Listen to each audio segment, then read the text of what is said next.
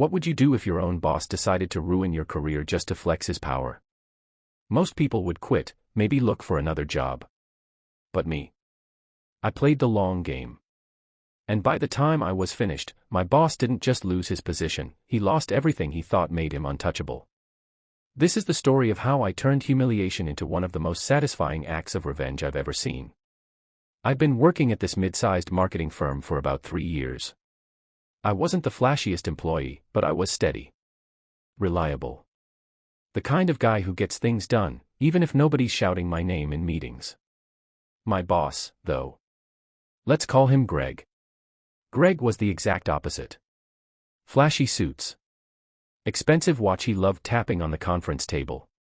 Always talking about how he was crushing deals and dominating the market. But underneath all that polish, Greg had one major problem: ego. He couldn't stand it when anyone else got credit. He needed to be the smartest, the loudest, the center of every room. At first, I just kept my head down. Let him play the big man.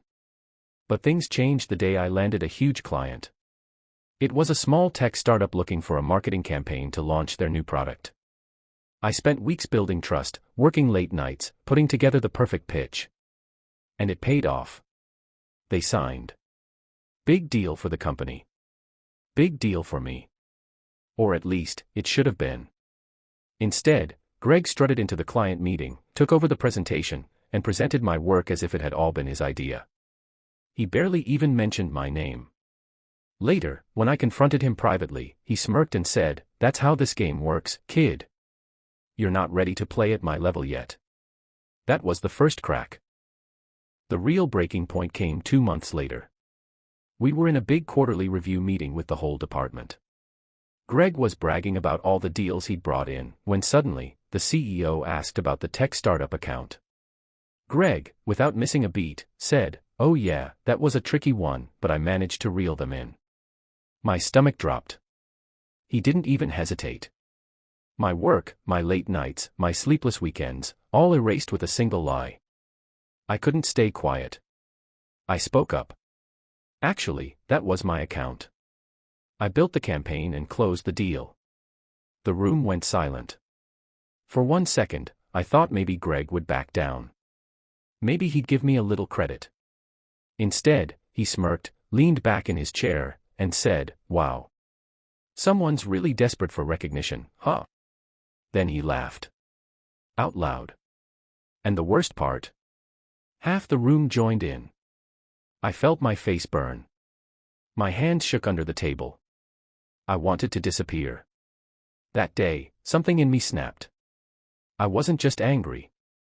I was humiliated. And I swore I'd never let Greg get away with it again. Now, I could have quit. Found another job. But that wouldn't have been satisfying. No.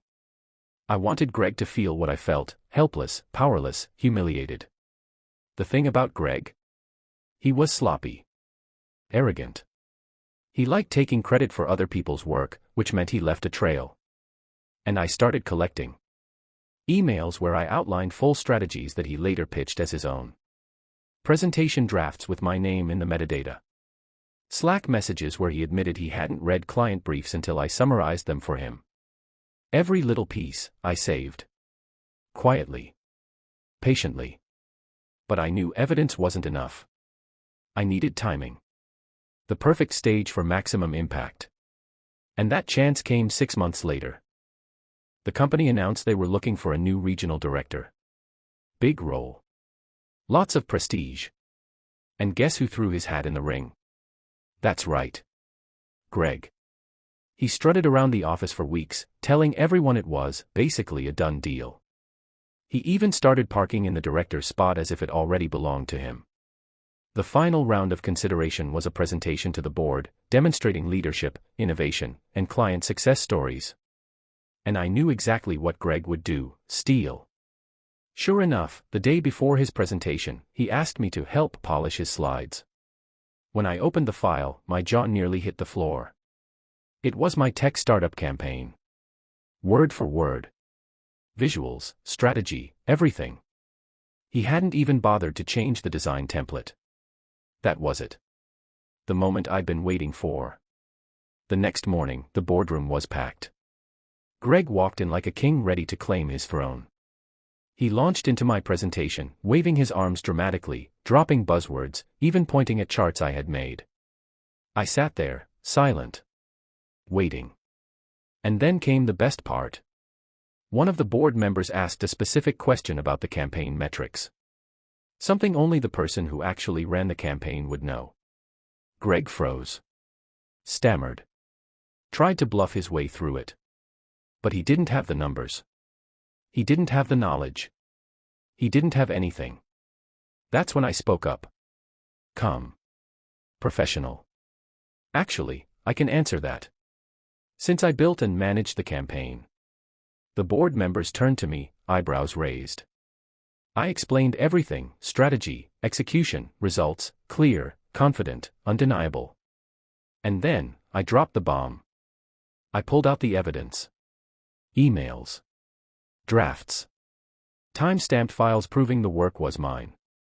The board members passed the papers around, their expressions hardening with every page. Greg's face went pale.